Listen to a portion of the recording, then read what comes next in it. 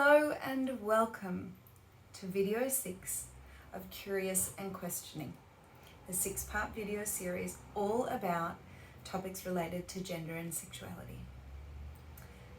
My name is Tahlia and I'm an accredited mental health social worker with Mindscape Psychology and Allied Health. And I'm really excited to be bringing you the final video in this series. Today I'm going to be talking about how to be an ally for your child, what that means and how you can be there for them the best that you can. So over this 6-part series we've explored a number of different topics, and this kind of rounds out the whole series, talking about the difference that you can make as a real supporter in your child's journey and going forward.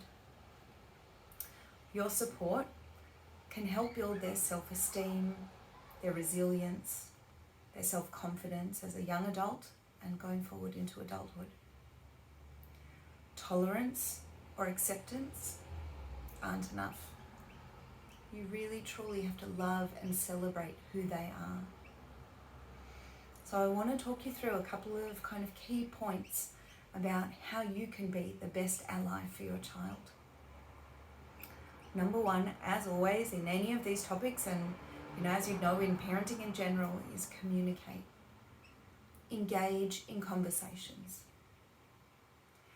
Tell them you love them and their identity, not that you love them in spite of their identity. Check in with them regularly about how they're going, how their friends, peers or teachers are treating them perhaps. Whether they're being supportive or if there's any bullying or difficulties at school. If you feel comfortable, you could even ask them if they've got a crush on someone or any attraction that they're feeling. It's all about normalizing it in conversation. So just as you might have done before they came out, have the same conversations you would now. It shows your support through words and actions. Feeling safe, supported and loved means they're more likely to come to you if they're struggling or just want to talk.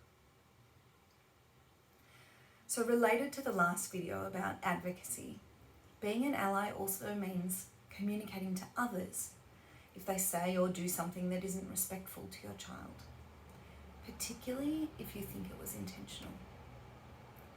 So that might look like bullying, discriminatory language or behaviour. For trans, non-binary or other gender diverse young people, this could be misgendering them, so that's using the wrong pronoun, or using their dead name. So that's when you use someone's name that they were assigned at birth but that they no longer want to be called. Another way that you can show your allyship for your child is to take an interest in things that they care about. Ask them, what are you into right now? What are you enjoying? And then take it a step further and watch TV shows or movies with your child that feature sexuality or gender diverse characters and storylines. Listen to music by diverse artists that they like. There might be something about them that they relate to or connect with that can help give you an insight into an important part of their world. It's a great bonding activity, but it's also a good learning for you and a different perspective. Want to take your allyship even bigger? Get involved in the community. If your child feels comfortable, be public with your support. Go with them to events, march in Mardi Gras with them, go to a pride rally. This kind of stuff can help build a sense of belonging and community for your child. Can also do the same for you. Show your support. There are plenty of ways of doing that.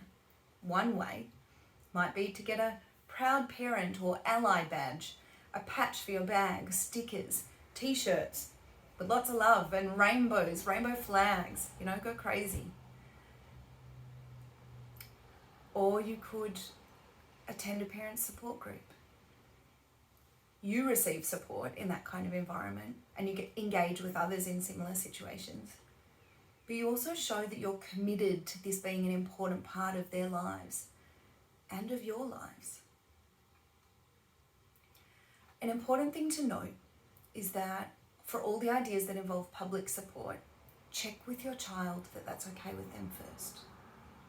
Remember, like I've said through all the video series, this is their identity, so it's up to them who knows what. They might prefer that you aren't quite so public, not waving the banner around or, putting a rainbow flag in the window of the house. But on the flip side, they also might love and appreciate your kind of visual and outward display of celebration and support. So, just ask. Regardless of how you demonstrate your support, what we know is that gender and sexuality diverse young people who have family support are less likely to have mental health concerns than those who don't. Less likely to self-harm or think about suicide. And they're more likely to feel positively about their identity, self-acceptance, self-confidence, self-worth.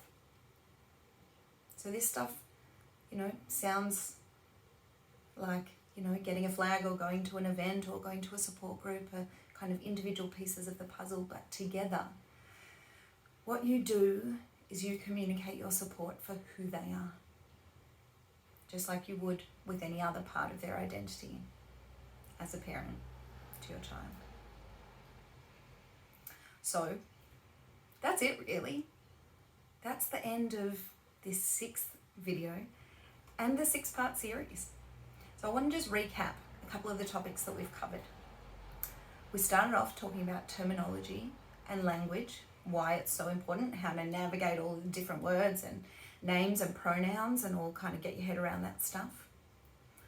And then we kind of shifted the focus a bit to parents and caregivers, talking about what to do when your child comes out as sexuality or gender diverse, then you coming to terms with it, the emotional roller coaster of all of that.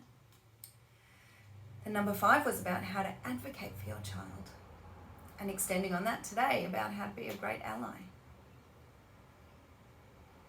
If you've missed some of the videos in the series or just want to watch them again and kind of get a bit of a refresher, check them all out along with the resources that accompany each video, and there'll be some for this one as well, on the Mindscape website. It's mindscapepsychology.com.au, or if you're on social media, on our Facebook and Instagram pages. I also really encourage you to share these videos for young people with your parents, well actually for parents with your parents, other family members, friends, even school or colleagues or anyone that you'd like to kind of build a greater understanding or awareness around these issues. This is all part of showing your support, of advocating for your child and being an ally for them. And that is a lifelong journey. So if you've gone with me along the 6-part series, thank you for joining me. I really appreciate your support of this series because it's something really important to young people today, well, and always, but it's my pleasure to present it to you here. And if you need any other support, please reach out either to Mindscape or another service, or get some support from an organisation that you feel comfortable with. So as always, lots of love, lots of support, and we'll be thinking of you on this journey. Take care and all the best. And that's it for Curious and Questioning. See you later.